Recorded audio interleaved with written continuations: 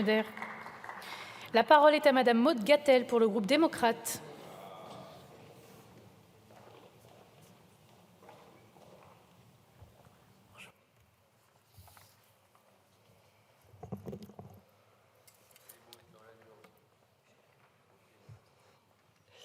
Madame la Présidente, Madame la Première ministre, Mesdames et Messieurs les membres du gouvernement, chers collègues, notre Assemblée examine aujourd'hui une nouvelle tentative de la NUPES pour renverser le gouvernement, celui-ci ayant engagé sa responsabilité sur le projet de loi de financement de la sécurité sociale.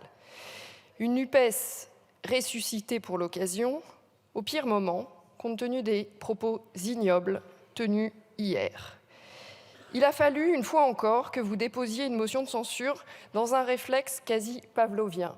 Et oui, Madame Amiot, une fois encore, vous avez prouvé qu'il n'existe pas de majorité alternative. Et d'ailleurs, avez-vous même fait l'effort d'en présenter? On peine à trouver trace d'une quelconque cohérence ou d'un réel projet construit d'alternance dans vos centaines d'amendements.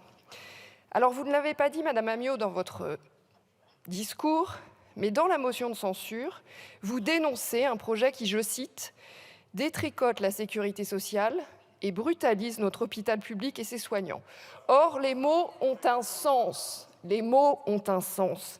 Détricoter la sécurité sociale, croyez-vous vraiment que c'est un nom d'âme porté à 255 milliards d'euros en 2024, alors qu'il n'était que de 190 milliards en 2017, soit une augmentation de plus de 65 milliards.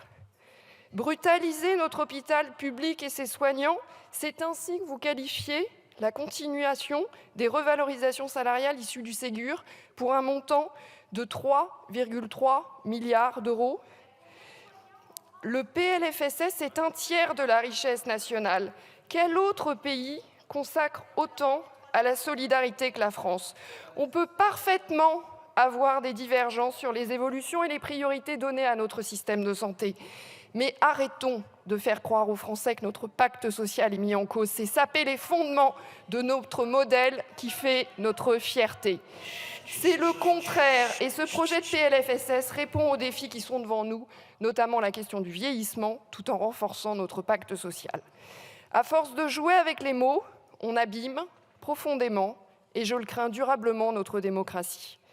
Face à ce projet de loi qui perpétue les principes et les exigences du modèle social dont nous sommes les héritiers, près de 80 ans après la fondation de la sécurité sociale, le groupe démocrate salue ce projet. C'est en sachant répondre à une triple exigence de solidarité, de responsabilité et d'émancipation que nous saurons faire œuvre utile en matière d'action sociale, tant à l'égard de nos aïeux du Conseil national de la Résistance qu'envers les générations qui nous succéderont. Si nous avons une dette envers les esprits novateurs de 1945, nous avons aussi des devoirs à l'égard de nos enfants et de nos petits-enfants. C'est dans cet esprit que les députés démocrates ont abordé l'examen du texte. Les amendements que nous avons présentés permettaient de garantir une meilleure protection sociale pour tous, mais sans obérer notre capacité à faire face à nos engagements budgétaires et financiers. Plusieurs n'ont pas été retenus dans la version du texte par le gouvernement, sur lequel la Première ministre a engagé sa responsabilité et nous le regrettons. Le groupe démocrate continuera d'agir et de défendre ses convictions dans un esprit de concertation au service de nos concitoyens. Au cours de la navette parlementaire, le Sénat a quant à lui apporté des modifications substantielles au texte adopté par notre Assemblée. Le groupe démocrate tient à souligner l'esprit de responsabilité dont ont su faire preuve les sénateurs, malgré des désaccords évidents avec notre majorité, notamment concernant la trajectoire budgétaire proposée par le gouvernement. Mais il est sain que différentes visions de la protection sociale puissent s'affronter sans perdre de vue l'intérêt supérieur de la nation. Je suis convaincue que ces visions peuvent même se compléter. Je pense par exemple à l'ambition partagée avec le Sénat en matière de prévention ou de soutien à l'innovation de la santé. Plusieurs dispositions du projet de loi traduisent l'exigence de solidarité que je mentionnais tout à l'heure. car c'est en étant solidaires que nous serons fidèles à l'esprit des ordonnances Larocque de 1945. Le projet de loi de financement de la sécurité sociale pour 2024 permet ainsi une meilleure articulation des droits à la complémentaire solidaire santé avec les minima sociaux comme l'allocation adulte handicapé, l'allocation supplémentaire d'invalidité ou celle destinée aux chômeurs en fin de droit. Solidarité aussi à travers la suppression de tout jour de carence en cas d'arrêt de travail dû à une interruption médicale de grossesse. Solidarité encore, car pour mieux accompagner celles et ceux qui prennent soin d'un proche malade plusieurs fois au cours de leur vie, la collectivité prendra en charge un renouvellement de l'allocation journalière de proche aidant. Outre la solidarité, notre modèle social de l'après-guerre repose sur une logique de responsabilité. C'est même la condition sine qua non pour garantir aux générations futures un système solide, aussi protecteur que nous le connaissons aujourd'hui.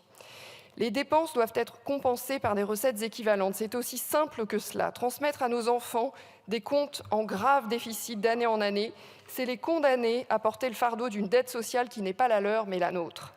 C'est pourquoi le texte porté par cette majorité prévoit des mesures d'économie sur la consommation et le prix des médicaments, mais également sur les sommes versées à l'Unédic pour tenir compte des effets des réformes de l'assurance chômage et de l'amélioration du marché de l'emploi.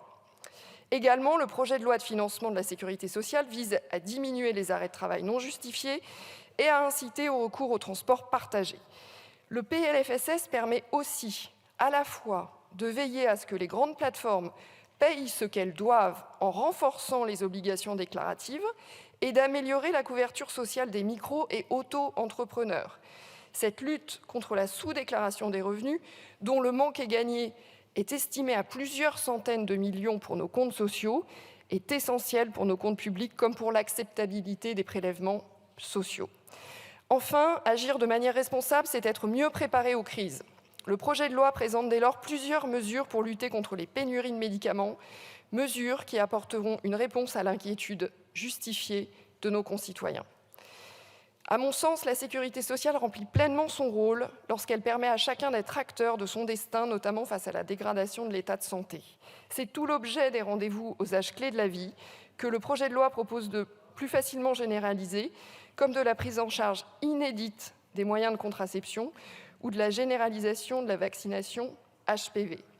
Solidarité, responsabilité, émancipation, pour toutes ces raisons, le groupe démocrate s'opposera à cette motion de censure. Je vous remercie. Merci Madame Gatel.